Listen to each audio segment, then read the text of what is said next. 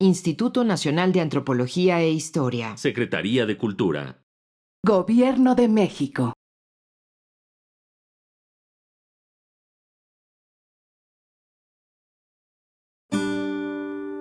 Su sustancia está hecha de evocación, recuerdo, rememoración y de lo que toma del porvenir. Porque es una parte fundamental de nuestra identidad. Somos nuestra memoria. El programa del INA que nos lleva de viva voz con los especialistas. Muy buenos días, esto es Radio INA. La Secretaría de Cultura y el Instituto Nacional de Antropología e Historia nos invitan a acompañarnos en la emisión de la serie Somos Nuestra Memoria. Yo soy Salvador Rueda. En esta ocasión contamos con la presencia de la maestra Marina Anguiano, a quien saludo con mucho gusto. Y me es muy grato dirigirme a usted, maestra, para que nos hable del tema las mujeres artistas del pueblo originario huichol. Bienvenida a estos micrófonos. Muchas gracias. ¿Qué cree, maestra? Yo pienso que, aunque vamos a hablar de las mujeres artistas huicholas, vamos a terminar hablando de un horizonte mucho más grande. Y le voy a platicar por qué, para picarle un poquito la cresta. Fíjese que yo siempre he pensado que las manos de Dios son femeninas, o las manos de los dioses son femeninas, siempre. Si usted ve a las huicholas, o ve a las mixtecas, o ve a las yocumicho, las purépechas yocumicho, son las mujeres las que hacen este trazo entre el mundo invisible divino y el mundo visible real, digamos. Bueno, es real también el invisible, pero el mundo tangible. Y eso lo vemos también no solo en el arte indígena mexicano, lo vemos en todas las manifestaciones. Fíjese que hace unos años, en una reunión en Querétaro, estábamos viendo sobre una exposición de arte religioso virreinal. A mí se me ocurrió decir, ¡ay, qué bonitas cosas hacían las monjitas! Bueno, casi me ahorco. Y tenían razón. La maestra que me regañó tenía toda la razón. No tenía yo por qué suponer que eran o chiquitas o más abajo, o sea, cuando lo que estaban haciendo, las obras que estaban haciendo eran obras maestras. Y entonces me puse a pensar que las manos de Dios son femeninas, porque ¿quién nos ha dicho que el que pintó Altamira era hombre? ¿Quién nos ha dicho que los que han hecho los íconos pues medievales eran hombres necesariamente? Yo creo que no. Yo creo que son mujeres. Y entonces usted nos va a explicar de un grupo de mujeres que son las manos de Dios y son las mujeres huicholas. Primero, platíquenos un poco para la gente que no nos oyó en el programa pasado, quiénes son los huicholes, en dónde están, cómo se dicen ellos a sí mismos, y vamos directamente a esto, a las manos femeninas de Dios o de los dioses. Bueno, muy bien. Pues los huicholes viven fundamentalmente en este momento en los estados de Nayarit, Jalisco, Durango y Zacatecas. Ha habido un desplazamiento de Jalisco hacia Nayarit, o sea que en los años 60 eran mayoritariamente jaliscienses y ahora son mayoritariamente nayaritas. Bueno, ellos asimismo se llaman birrárica en singular y en plural birraritari. Según algunos autores quiere decir sabios, según otros quiere decir curanderos, pero pues que entre sabios y curanderos hay una conexión, ¿no? Y bueno, me preguntarían ustedes qué lengua hablan. Entonces, podríamos decir que, según los lingüistas, ellos forman un grupo junto con los coras, que la han llamado Cora Chol, de Cora Huichol.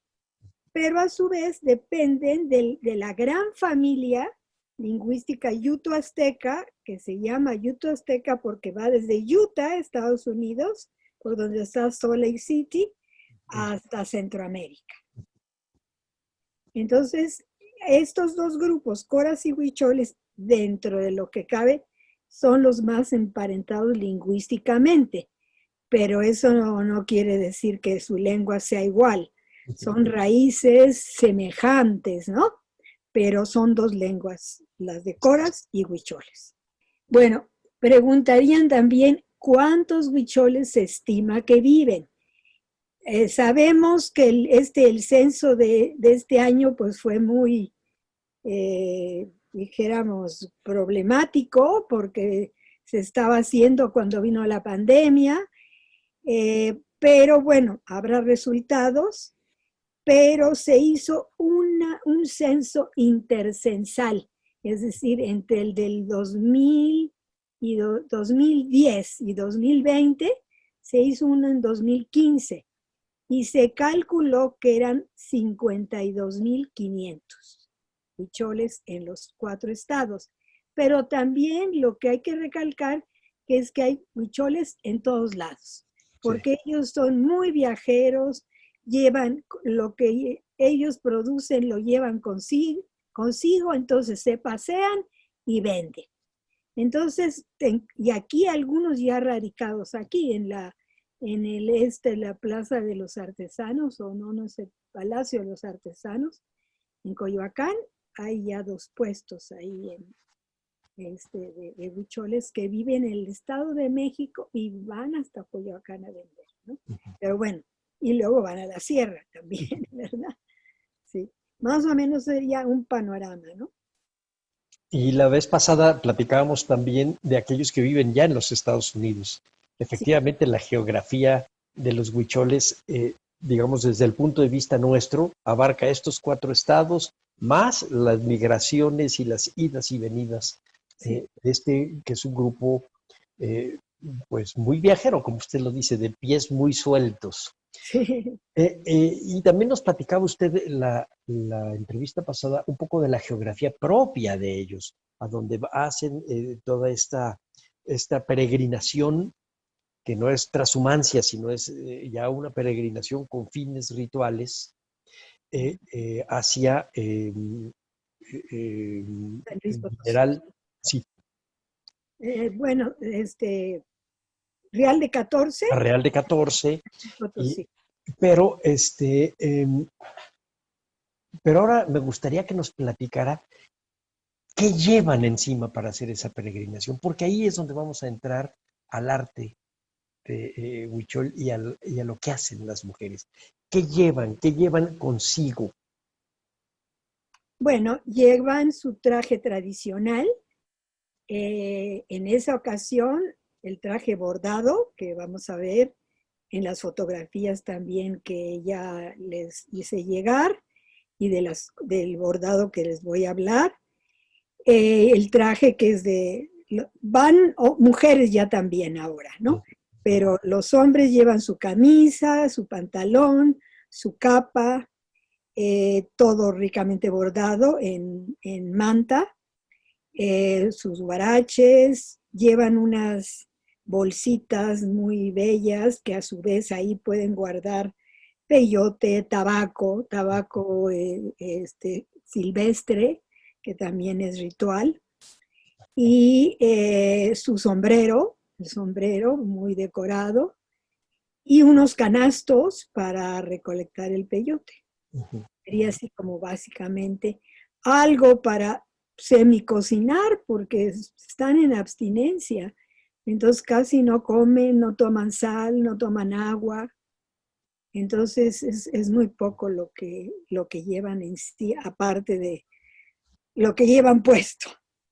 Pero en lo que llevan puesto tiene ornamentos y tiene un lenguaje. Platícanos un poco de eso.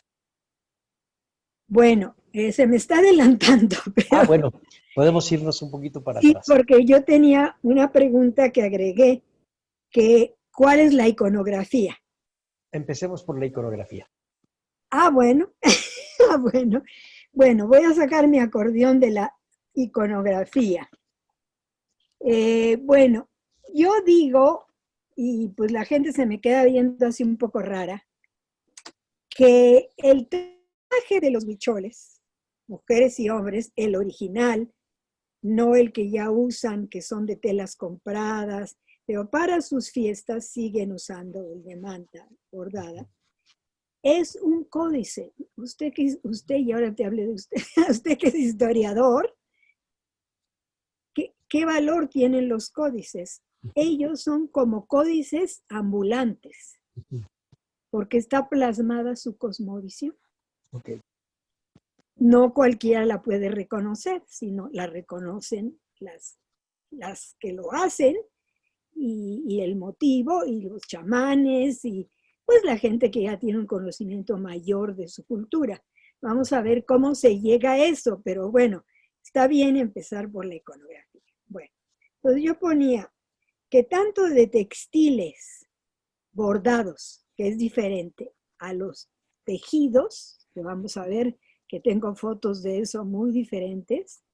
Una cosa son los tejidos en telar de cintura y otros son los bordados. Bueno,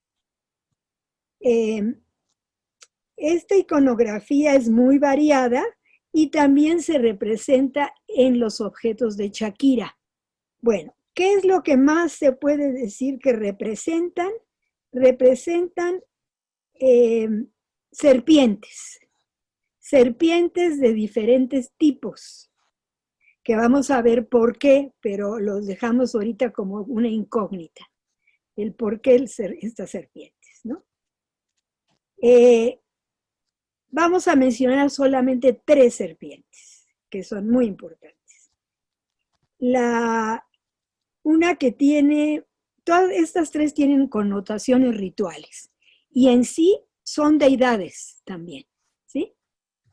Entonces, uno de ellos es Weru, que es una serpiente, es una boa, que vamos a ver cómo es la que le enseña a bordar y a tejer a las niñas, ¿sí? Y a las tejedoras. Bueno, la otra es Raye, que es la de cascabel,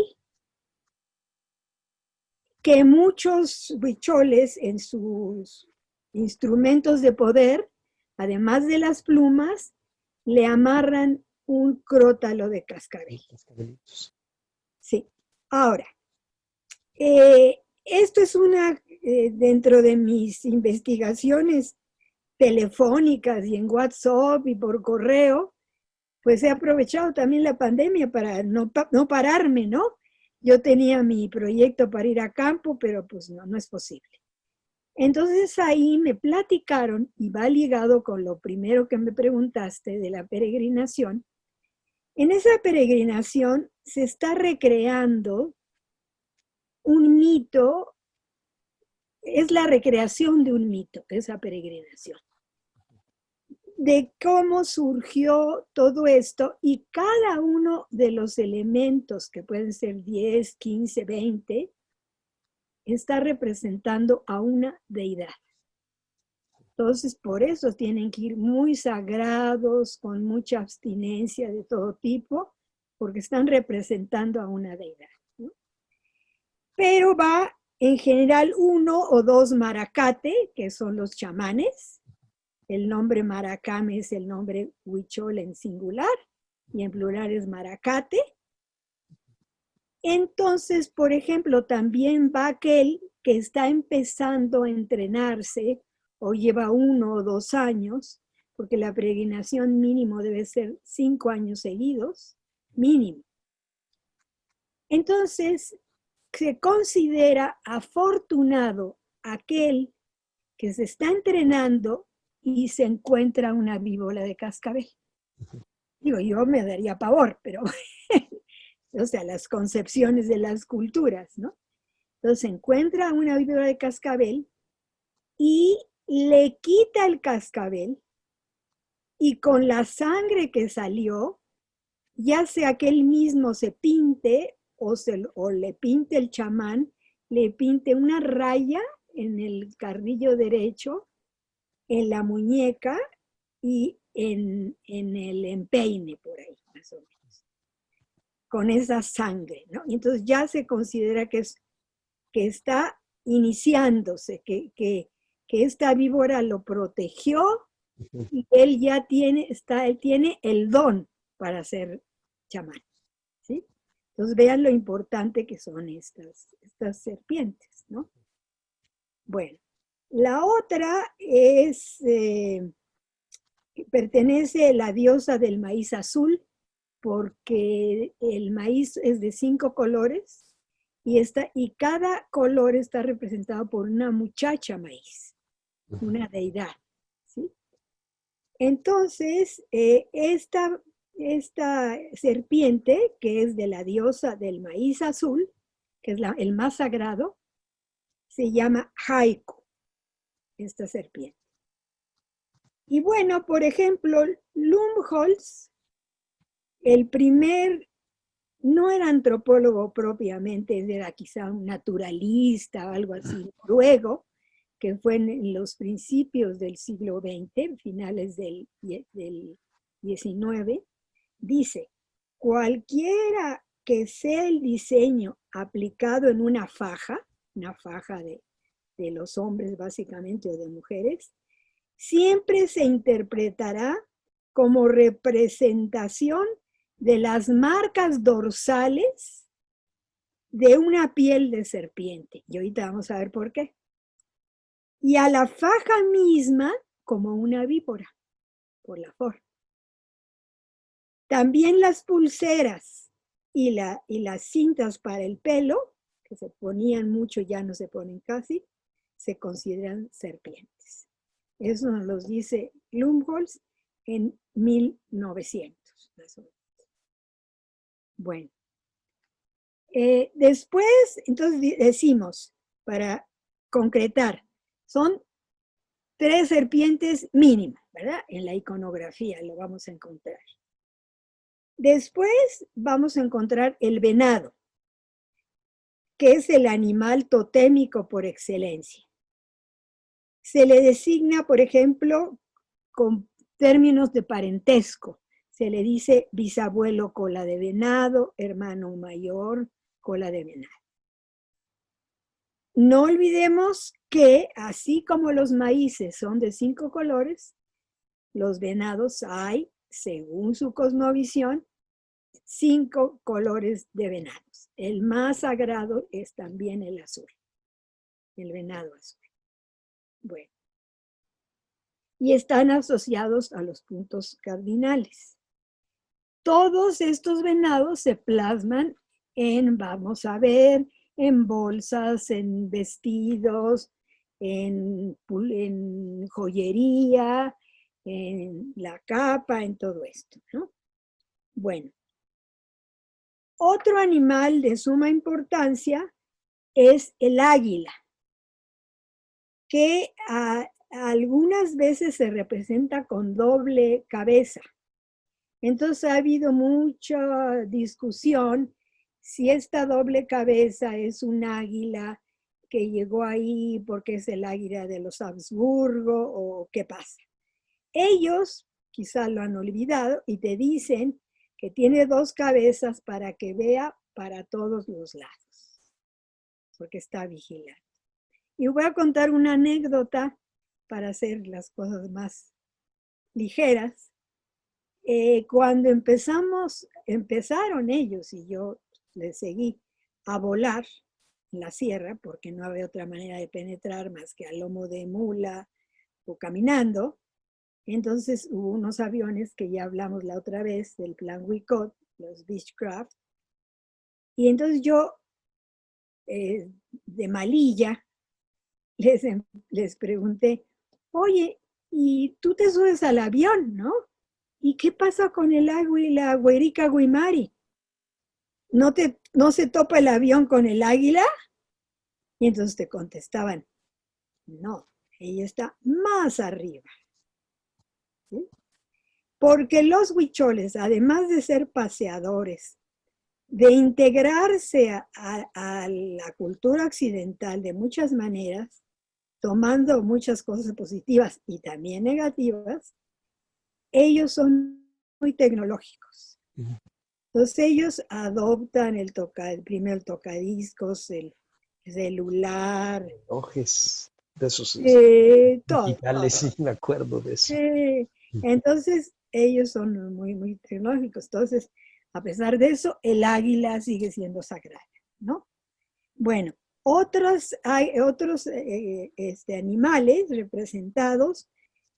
Se ve el pavo, la urraca, el colibrí, la paloma, la mariposa. Y otros pájaros locales que no conocemos aquí en el altiplano. Ahora, vamos a ver qué otros animales se representan y son importantes para ellos. La ardilla, el caballo, que fue una introducción, desde luego, el sapo, la rana. Hay un morral rojo, Aldo, que según Lumholtz dice que es una abstracción de una rana. Uno no lo vería así, pero así nos dicen, porque luego llegan abstracciones, ¿no? También el perro lo han incluido, ¿no? El alacrán es importantísimo, porque además se da mucho. Es casi el límite con Durango, ¿no? Entonces es un animal sagrado. El cangrejo de agua dulce también, que lo representan precioso en sus morrales, y el camarón. Ahora, vámonos ahora a las plantas. Representan básicamente al peyote o jicuri, que su nombre científico es Lophophora williamsi, que es pues la gente no les gusta que se diga alucinógeno, es una planta de poder, ¿no? También. Ese, de todas las maneras, de esos les puse varias, y les puse una foto junto, donde se ve el peyote real, y luego cómo lo representa, ¿no? Más o menos traté de dar ese orden, ¿no? Bueno, el maíz, obviamente, la gramínea más importante para los pueblos de México, ya sea madura o en crecimiento. La calabaza, que como sabemos, los mesoamericanistas, que la calabaza junto con el maíz y el frijol constituyen la trilogía alimentaria del pueblo huichol, también de manera madura o crecimiento. Y ahora que se está hablando tanto de volver a una alimentación sana, sin procesados, sin refrescos y todo, pues está esa trilogía que es milenaria y que ha mantenido al pueblo, a todos los pueblos mesoamericanos vivos y en crecimiento, y que pues no, ahora hay que usar pesticidas para matar también los quelites y una serie de hierbas comestibles, ¿no? Bueno, pero eso es lo que les hable los de Semarnat y de otros. Bueno, ahora, otro símbolo que es muy utilizado es la flor de tutú, la cual es una flor blanca que crece en la temporada de lluvias y simboliza a la lluvia y al maíz. La flor en sí se usa como adorno. Yo las primeras veces que fui me pusieron los pétalos aquí. Y como tiene una savia, quedaron pegados. Bueno, algunas mujeres se los pegan a sí mismas o a sus hijos también. Esta flor, en tejidos y bordados, puede diseñarse de 4 o de 5 pétalos. Pero lo más interesante, y luego es una cosa que medio te confunde, es que esta palabra tutú también es usada de manera metafórica para referirse al peyote. Ajá. Entonces ya no sabes si está hablando de tutú, la flor del peyote o esta otra flor, ¿no? Bueno, en cuanto a los elementos del clima y el medio ambiente, importantes para el cultivo, porque ellos originalmente son pueblos agricultores, pues está el dios Sol, que como tú comentaste, nació en Viricuta, en San Luis Potosí, en Real de 14, el dios Viento, las nubes, la lluvia y el rayo.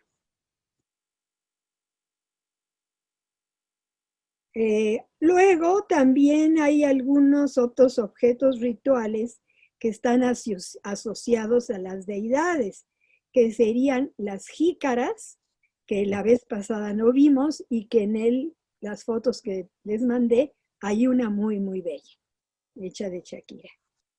Las jícaras, las flechas votivas, que esas sí hablamos, el bastón de la abuela crecimiento, de la diosa de la fertilidad, el doble bule para el agua, que simboliza la lluvia, y de ese sí hablamos del ojo de Dios, mal llamado ojo de Dios, o Sicuri, que también está representado en casi todo su arte, ¿sí?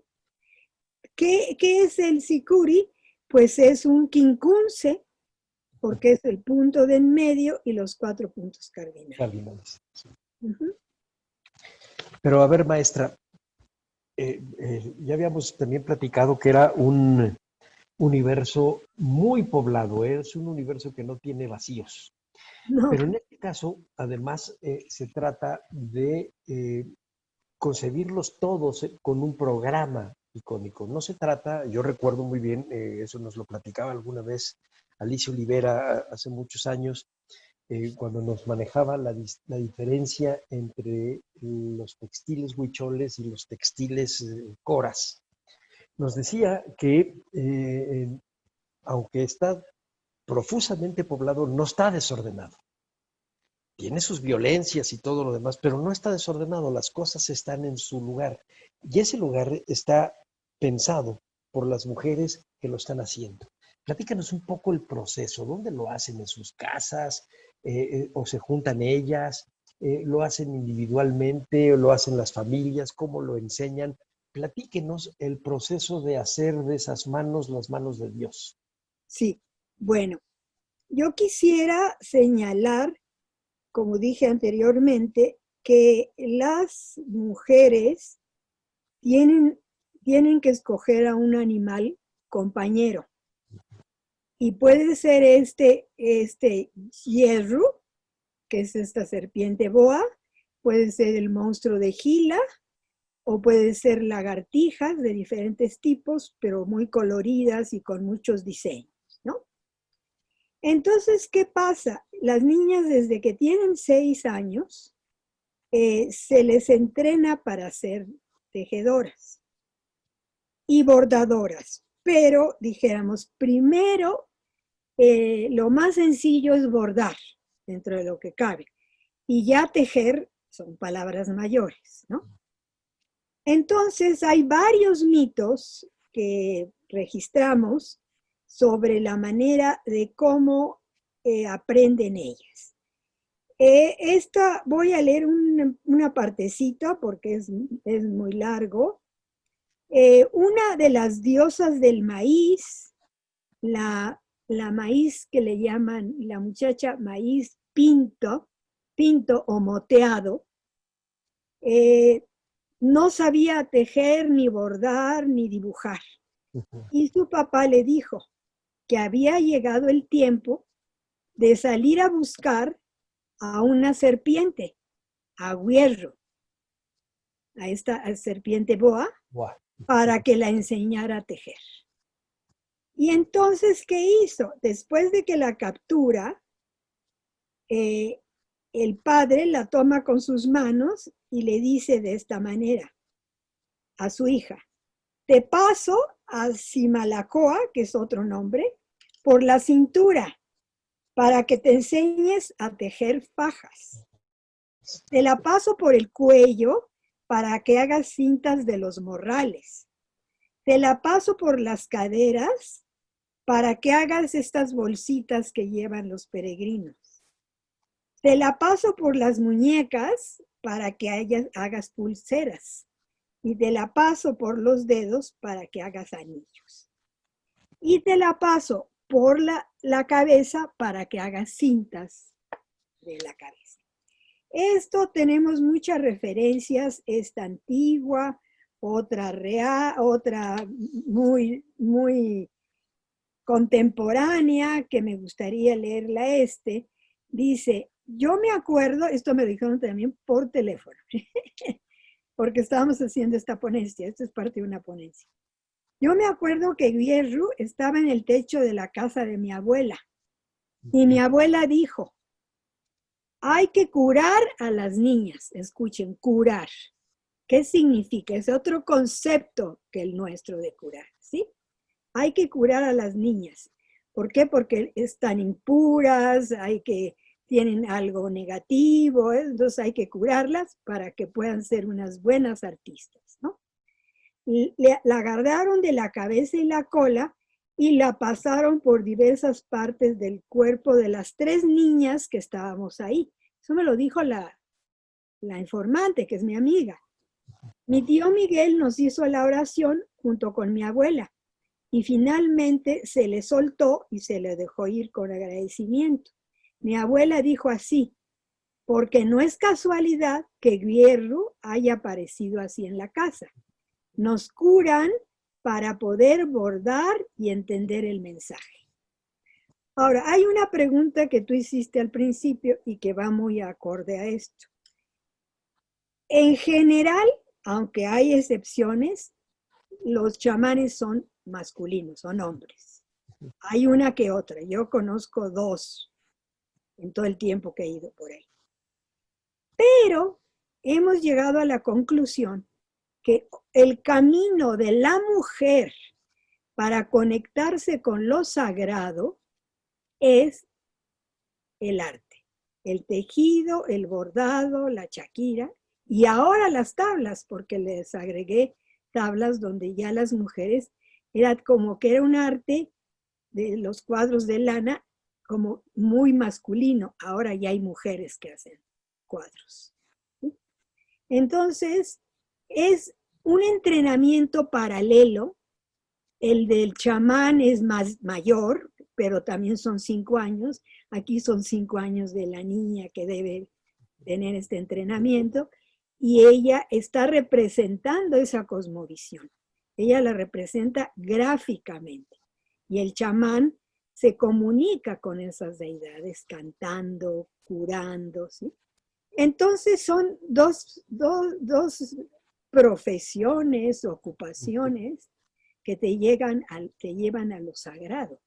Porque no en vano, bueno, ya no lo voy a leer nada, la niña que veo esta serpiente, hay veces que la dejan varios días ahí sus padres, y entonces ella se fija en los motivos de la serpiente, que va cambiando, son muy cambiantes, y además en la noche la serpiente le habla y le dice qué debe de ir dibujando, qué debe de ir creando.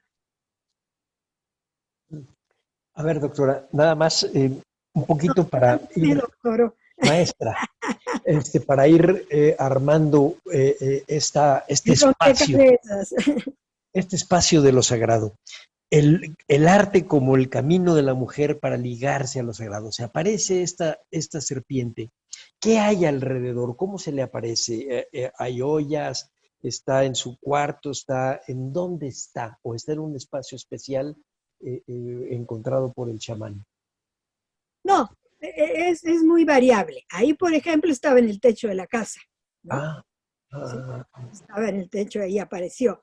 Otra, en el primer relato que leí, que es mítico, ahí pues no había ni, bueno, casitas o lo que sea, fueron a buscarla, ¿no? Entonces, diferentes lugares, no hay una preferencia.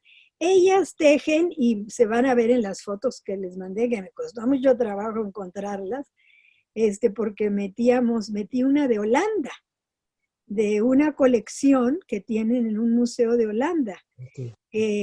lo proporcionó Bodil Christensen y Ingvar Johnson hace, no sé, 60 años, ¿no?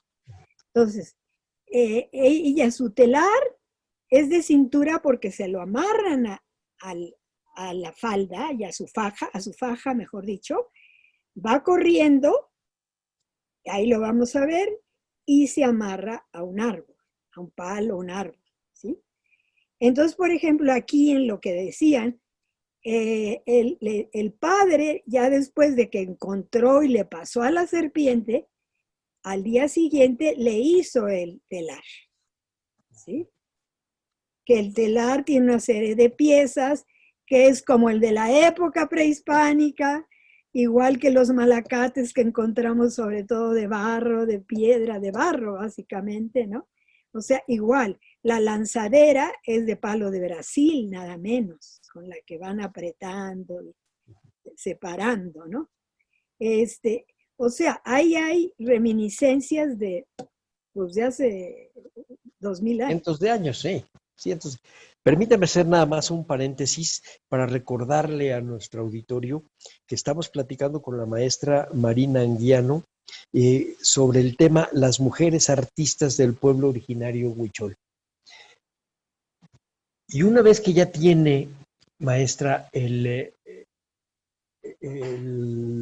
pues digamos, todos los instrumentos, las herramientas para tejer, ya tocada por la serpiente, ya puede tejer, ya tiene un sentido. Sí, ya va tejiendo, pero tiene que ofrendar, porque también tiene que escoger una deidad que la va a proteger aparte de la serpiente o del monstruo gil, y entonces le tiene que llevar ofrendas a una ¿Y cueva. le habla? Sí, les hablan y les llevan ofrendas de jícaras, de velas.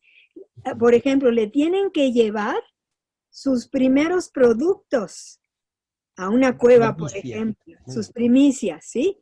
Y entonces muchas veces lo que hacen es, dejan esa y se llevan la de otra bordadora más avanzada para inspirarse, ¿sí?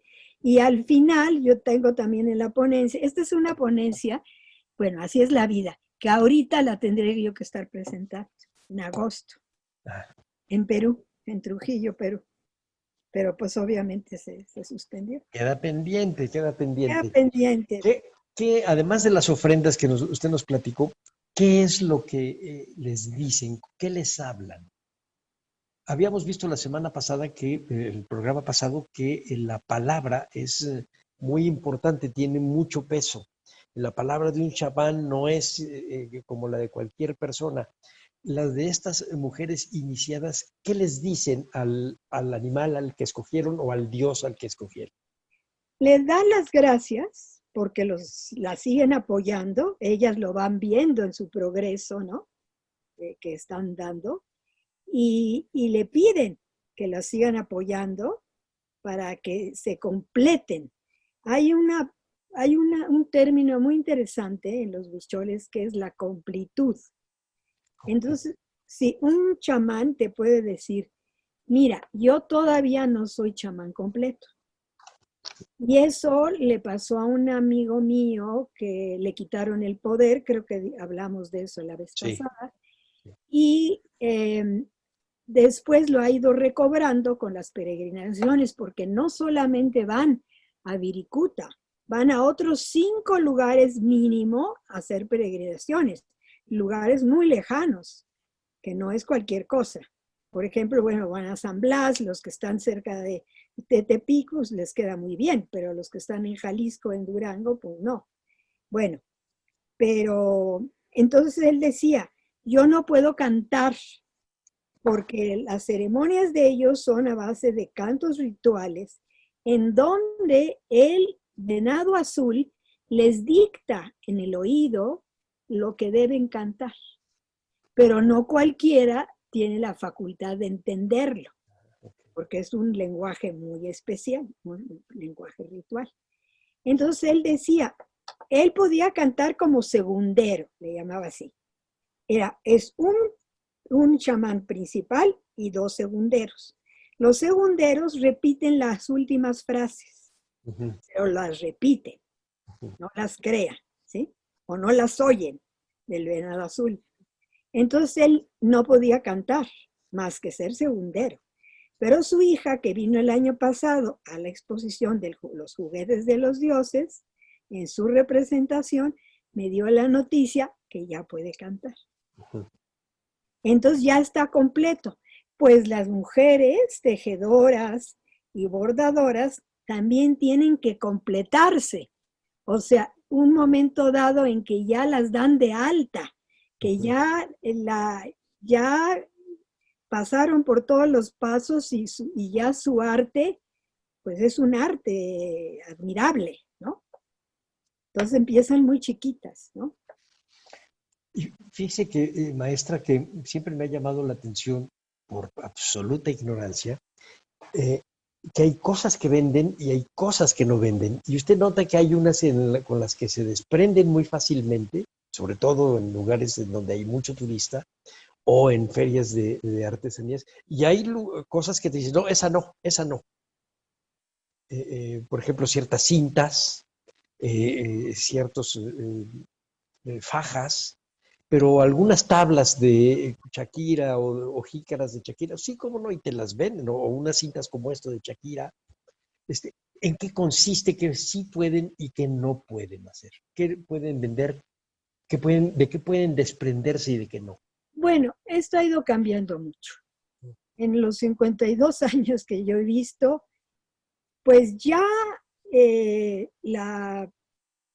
ha convertido en una profesión y en un modus vivendi, en el buen sentido, porque hay pueblos completos que se dedican a hacer ya arte. Las mujeres Shakira, los hombres tablas, salen a venderlo en Tepic. En Tepic les han puesto como stands, que cada 15 días pueden ir a ese stand, se van turnando de todos los pueblos, pero pueblos completos que se dedican a eso. Entonces ahí pues se ha modificado. Quizá lo que no quieran vender pues ni lo llevan, ¿no? Se Claro. lo dejan en su casa, ¿no?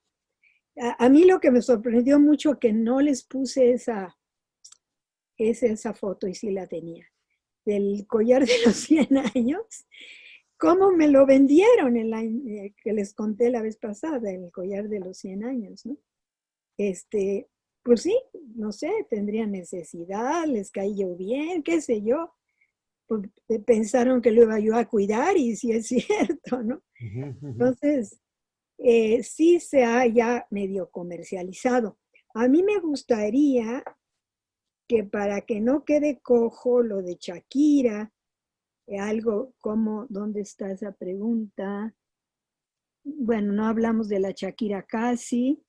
Y luego lo de las tablas o cuadros, porque ahora están cambiando también las cosas, ¿no? Y les puse muchas fotos de tablas, de la evolución que ha tenido ellos le dicen tablas, porque es una tabla de triple A. Sí, Son sí.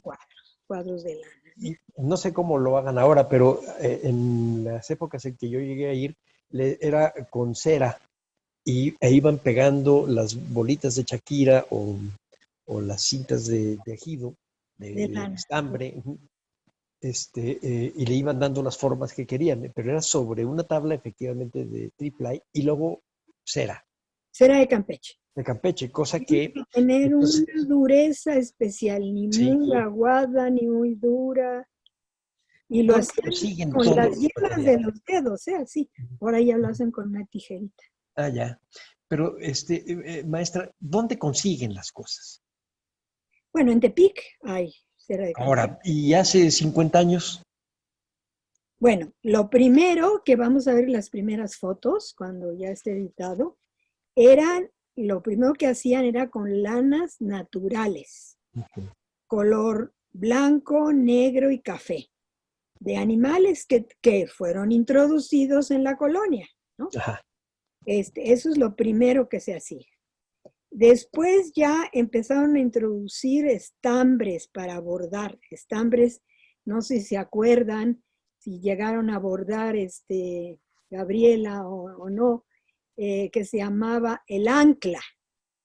unos sí. estambres para bordar. Mi esposa sí usó eso, sí, cómo no. Bueno, el ancla. Ahora decían ACMAT que ahora se fabrica en México, que era inglés, que eran ingleses. Bueno, entonces empezaron a usar eso para bordar. La manta, luego el cuadrillé para poder bordar más fácilmente y ver los espacios, ¿no? Pero, y la Shakira, todavía Lumholtz, él la vio, la Shakira, estos objetos de Shakira, en principios del siglo XX, pero era checoslovaca. ¿Cómo llegó ahí? Pues quién sabe. Sí, quién sabe. Y ahora es japonesa o china. Ya. De menor calidad. No me oiga. Ya me parezco a un amigo del norte. Ni diga. Porque Ni no lo diga. censuran.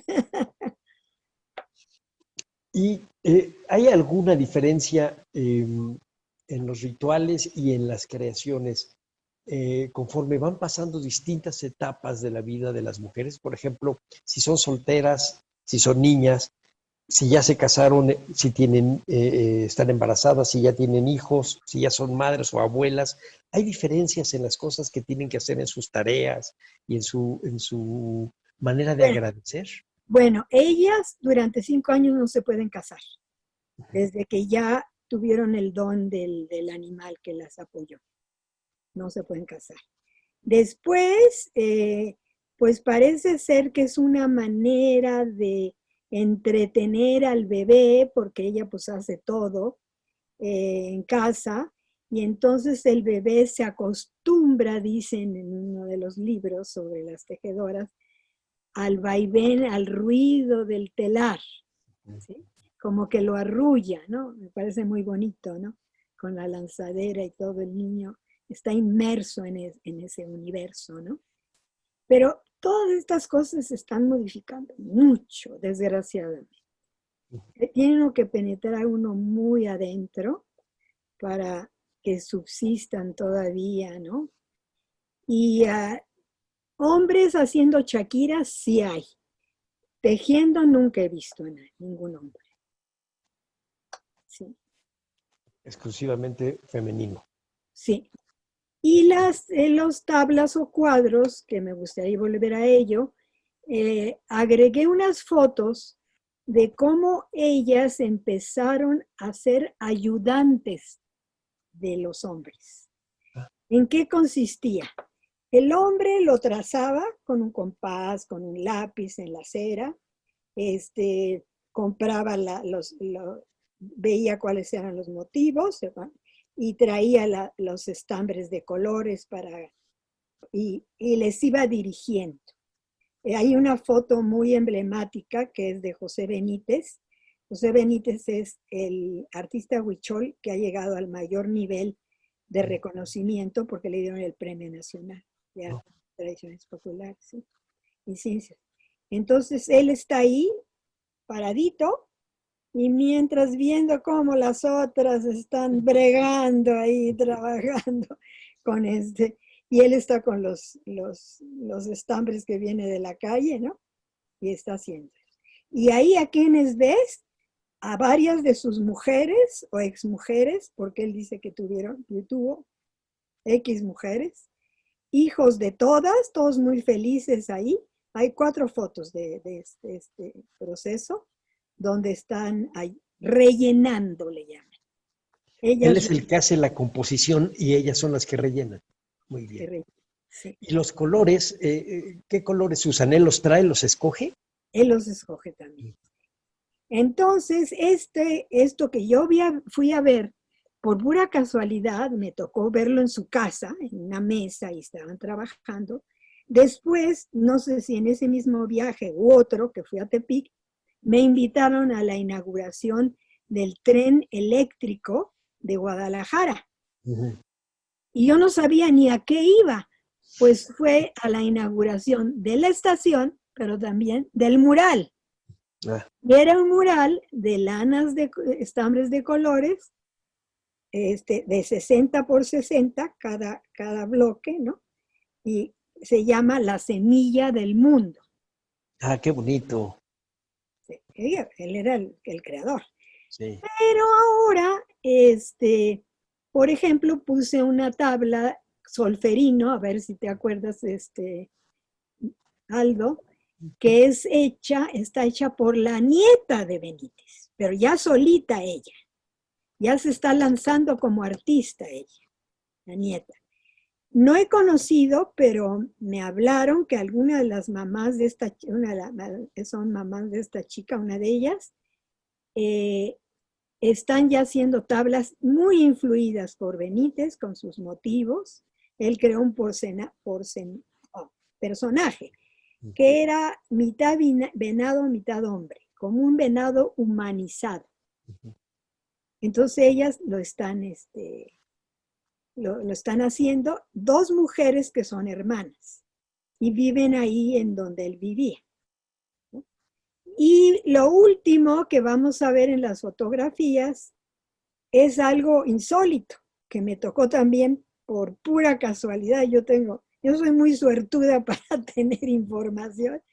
Yo fui el año pasado, en mayo, al Museo de la Máscara, que está en San Luis Potosí. Fui invitada a presentar mi libro y los dos documentales, porque era el Día Internacional de los Museos. Y entonces, bueno, ahí estuve y a los dos, yo me quedé más días porque me encantó San Luis, no conocía, y me quedé 10 días en lugar de 3, ¿no? Y entonces me habló un amigo y me dijo, vente, te tengo una sorpresa. Al Museo de las Máscaras, vente. Ya fui. Eran dos mujeres, madre e hija, haciendo un mural inmenso de 4x4, creo algo así más o menos. Ahí tengo el dato. Madre e hija, la madre tendrá menos de 50 años, la chica tiene 20 y tantos. Algo ayudó un hijo, pero más bien ellas, lo van a ver en las fotos. ¿Y qué creen que es? Es un encargo que les hizo la BMW de San Luis para su nueva planta que se inauguraba en San Luis Potosí. Entonces les dieron los motivos, ellos escogieron los colores, metieron uno que otro motivo, vamos a verlo, huichol, algo de rayos y todo esto, y pues quedó precioso, unos colores muy... Pero fíjese lo que está usted platicando, el paso de un arte que es sagrado, el camino hacia el mundo sagrado, a arte contemporáneo, a creación más libre, pagada, leída, no especialmente por huicholes, sino para no huicholes, aunque en San Luis Potosí, es decir, en una geografía que hemos nosotros aceptado como parte de la geografía huichola. Y eso es el camino de la historia. Claro, ahora los alemanes no son tan tontos y seguramente se asesoraron. ¿Qué podemos poner en la planta de San Luis? Pues algo huichol, aunque claro, los huicholes no son de ahí, ¿verdad? Y dieron con estas mujeres que viven en Naucalpan y son las que venden en Coyoacán. Y fíjese, ahorita que lo contó, me acordé de algo. Nosotros estuvimos en una feria de artesanía en León este año y a un lado del stand que tenía mi hija, porque mi hija vende estas cosas, que son una cosa rara, que ella diseña y yo le... ¿No le pasa a usted una serpiente? Sí. Es como si fuera una serpiente, efectivamente. Pero a un lado estaba un stand huichol. Y tenían animales de todo tipo, tenían un venado, pero había un león, había un caballo. Pues yo me imagino que nunca les pregunté, debo decirle, no sé si eran de madera o de pasta. Son de madera. Y pero todo estaba forrado, la piel era una lectura hecha en Shakira. Precioso. Precioso, había estrellas, era un cielo. Pero también había plantas, todo en Shakira, más o menos de este tamaño. No era barato, no malvenden su su arte. Ya están aprendiendo más, ¿eh? Sí, cómo no. Y son muy exitosos. Fueron más exitosos que mi hija. Fíjese, fíjate que ahora, eso también, esa foto la tiene Aldo también. Hay otra técnica que ellas ya le llaman enchaquirado. También hacen algunos hombres, pero más bien las mujeres. Entonces, por lo menos en Tepic, que es el universo que yo ahora trabajo, hay una calle donde hay artesanías de todo tipo, jarciería, ya cerca del río, y entonces ahí mandan a hacer motivos en madera. Se los hacen y ellas los enchaquiran. O sea, ha surgido el verbo enchaquirar. Sí, sí. Y yo creo que estos eran esos, ¿eh? Era un venadito, es un venadito, Aldo, que está casi al final. Ya. O sea, cómo ha ido evolucionando. Dijéramos, bueno, no sé qué tiempo tenemos, porque yo me puedo llegar hasta mañana. ¿Cuántos? 5 minutos? Sí, tenemos un poquito. Bueno, yo concluiría, como tú has llevado la entrevista, es que el arte huichol empezó a ser un arte ritual y utilitario. ¿Sí? Utilitario, los vestidos mismos tienen una utilidad, vasijas, medio primitivonas, sobre todo el vestuario, ¿no? Algo utilitario. Ritual, este tipo de, por ejemplo, tablitas pequeñitas, ¿sí? Pero ya esto está más sofisticado, pero de ese tamaño que las llevaban a las cuevas y a los lugares sagrados, Okay. como una ofrenda, ¿sí? Entonces, de ahí, de esta parte, llegan antropólogos, llega un misionero y empiezan a decirles, ¿y por qué no lo hacen en grande? ¿Y por qué no hacen una leyenda y no la representan y tal? Y entonces ya se va derivando a hacer un arte contemporáneo. Yo por eso no les quiero llamar artesanías. Claro. Porque si tú ves esto último que están haciendo estas mujeres que hicieron la BMW, también saben que forran botellas, así caras de tequilas, de no sé qué. Sí. Bueno, entonces se va evolucionando de estas ofrendas allá un arte, como tú dijiste, una perspectiva artística, ¿no? También comercial, ¿no? Viven muchos ya de eso, ¿no?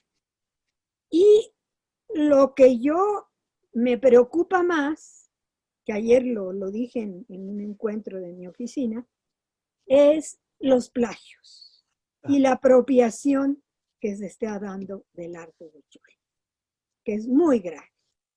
Entonces, ahí no les puse nada para no quedarnos con mal sabor de boca, pero, por ejemplo, sí he participado en eventos sobre los plagios en varios pueblos indígenas y yo he trabajado lo huichol y pues, o sea, sin permiso, sin darles crédito. A la brava. La brava, Sí. Diseñadores mexicanos, diseñadores de todas las nacionalidades. Yo acabo de ver una exposición en París que, bueno, no pude opinar porque no se podía, no era conveniente. Pero era instrumentos occidentales de música forrados. Y entonces la exposición se llamaba El Mundo Mágico Huichol. ¿Cuántos los has visto que están tocando ese tipo de instrumentos? ¿No? Bueno, pero lo peor es estas empresas. Hay una empresa que se llama Menchaca, que hizo una exposición, bueno, no me importa, lo digo, hizo una exposición en Paseo de la Reforma, donde reprodujo balones de fútbol americano, rinocerontes, elefantes, el coche de Fórmula 1, todo esto. Cierto. ¿Sí? Y tengo fotos de todo eso, ¿no? Y ya lo último que vimos para esta ponencia, que fue el año pasado en julio, ay, cómo se pasa la vida. Unos trajes de baño que se están haciendo en Guadalajara y yo me hice pasar como que me interesaba por uno, pero qué bueno que no cayeron así porque es capaz de que me lo mandan, porque no había de mi talla. Estaba yo muy gorda para eso. Bueno, es muy, muy, ¿qué les diré? No sé si lo dije la vez pasada, si lo dije, pues lo corto. Es basado en peyotes. Para ellos el peyote es un dios, un inspirador. Viricuta es la universidad, eso creo que sí lo comenté, ¿no? Donde se aprende, es la escuela, es como Nalandia en el budismo, ¿no? Ahí se aprende el budismo, ¿no? Entonces, son 2 peyotes, uno en cada seno y otro pues en la parte noble de la mujer. Esos son los trajes de baños que se están vendiendo. Bueno, eso además necesita haber buen gusto.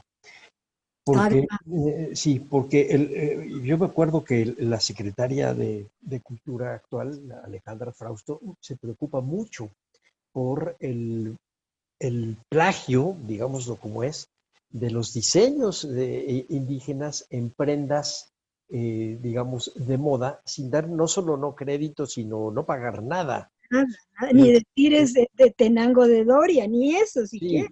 Sí, y ciertamente es muy injusto. Quitemos de encima el mal gusto. Hay cosas que son muy bonitas y muy bien hechas de estos diseñadores, pero que tienen que dar los créditos y decir se trata de esto. Y hay una persona que en esos diseños tiene manos y esa persona es posiblemente una mujer y esas manos eran las manos de Dios. O sea, no se vale hacer la simple comercialización porque ese es un estampado bonito, eso está mal hecho. No es bueno. ¿Vieron de una francesa que se plagió la blusa esta Mije? Y todavía ella demandó a la Mije de que le había plagiado la blusa. No, bueno, es ridículo. Es ridículo, pero me da mucho gusto, por otro lado, saber que hay artistas que hacen su composición en arte contemporánea, conjugando en presente, siguiendo su propia tradición. Eso me encanta. Eso algún día vamos a tener que hacer un poco lo que hacen los japoneses, de pensar, así como lo estaba usted hablando de este maestro que fue premiado, de hacer los tesoros vivos. Los japoneses tienen este concepto de hacer tesoro vivo a su creador, sobre todo si son creadores tradicionales. Son tesoros vivos y efectivamente mantienes una identidad sin tener que estar presumiéndola. Ahí está. Precisamente, bueno, yo por ejemplo en esta exposición de los juguetes de los dioses, pues me propuse que fuera un homenaje a este chamán al que se acaba de completar y que hace unas piezas maravillosas de arte, porque yo dije en Tepic, insistí mucho en los museos, ¿por qué no le hacen un homenaje pero en vida, ¿no? Ya muerto, claro. ¿Qué? En vida hay varios y hay espacios inmensos, el Museo Emilia Ortiz es inmenso, tiene 5 o 6 salas, bueno, entonces yo no he encontrado eco, entonces dije, pues yo lo voy a hacer, y entonces fue en homenaje a él. Él ya no pudo venir, vino su hija y pues fue fantástico. Sí, no, sí. qué bueno y qué bueno que lo hizo, maestra. Denos ahora ya para terminar alguna bibliografía para el arte huichol de manos femeninas. Este es pues básico, es uno mío, donde viene toda esa evolución. Ay, ¿cómo es? Así. Así. Entonces, ese lo publicó el INA, la DEAS, donde yo estoy. No, y le voy a decir algo, los que ya no se encuentran, ahora se están haciendo digitales, entonces seguramente el INA va a poner atención sobre y lo va a digitalizar y el acceso es gratis. Sí, sí, pero a ver, sí, ponerlos unos 5 o 6, que la otra vez pues hice trampa, le dije, no, pues ustedes ya los tienen ahí en el libro digital, ¿no? Está bueno. Pero bueno, sí, así que sean más sobre arte, que están difíciles de conseguir, porque antes no se llamaba arte huichol, ¿no? No, se le dio Pues esa categoría. pero eso es lo que hace valioso una entrevista como esta, porque de otro modo no se sabe, no se conoce nada.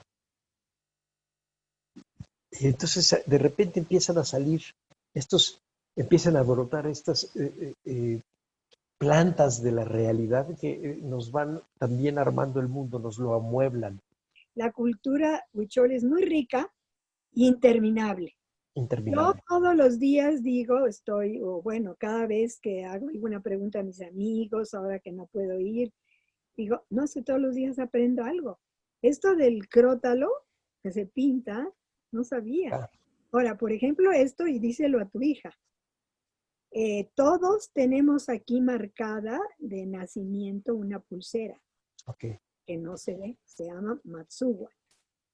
¿Sí? Y entonces ellos me dijeron así, y bueno, yo le entendí, porque si no, me dijo, una raya en la mejilla, un punto en la Matsuwa y O sea, un la punto muñeca. en la muñeca. ¿Sí? Y ese nombre lo tuvo un chamán muy importante que se supone que fue informante de Castaneda. Ah. Ajá. Porque Castaneda se dice que él, pues no se considera que es muy científico, porque mezcló en un solo personaje información de 4 o 5. Y luego al final acabó haciendo una novela del chamán Matus. Pero los primeros libros siguen siendo muy buenos. A mí me siguen gustando mucho. Sí, y entonces este fue que murió de 104 años. Ya. Que pues es tío. Bueno, es abuelo de mis amigos, de la esposa de este chamán, el que se completó, al que le hice el homenaje. Sí, No, pues imagínate ahí como me preguntabas del libro, ¿no? Pero también él a verse las películas, su hija grabó, a ella la entrevistaron, pues qué alegría le dio, ¿no? Ah, sí, claro. Les abre el mundo como nos abrió a nosotros esto, el Zoom. En mi vida había oído yo hablar de eso. Bueno, Sí. maestra, nos gana el tiempo, así que voy a tener que cerrar de todos modos el programa. Estuvo muy padre, a mí me gustó mucho. A nombre de Radio INA doy por terminada esta emisión que fue posible por la generosa participación de la maestra Marina Anguiano. Gracias a nuestros escuchas por su atención. Les sugerimos consultar más de nuestra producción a través de www.radio.ina.gov.mx. En la realización, la Dirección de Medios de Comunicación a través de la Subdirección de Radio INA con Gabriela Marentes al frente. En la producción y grabación, Eva Nivaldo Morales. En la edición, Rubén Martínez. El apoyo técnico de Marta Hernández, Paula Bedoy y Jerónimo Cuevas. Yo soy Salvador Rueda. Hasta la próxima. Las opiniones y comentarios aquí expresados son de entera responsabilidad de quienes proporcionan la información y no representan necesariamente las opiniones de Radio INA ni comprometen el pensamiento editorial del Instituto Nacional de Antropología e Historia. Instituto Nacional de Antropología e Historia. Secretaría de Cultura. Gobierno de México.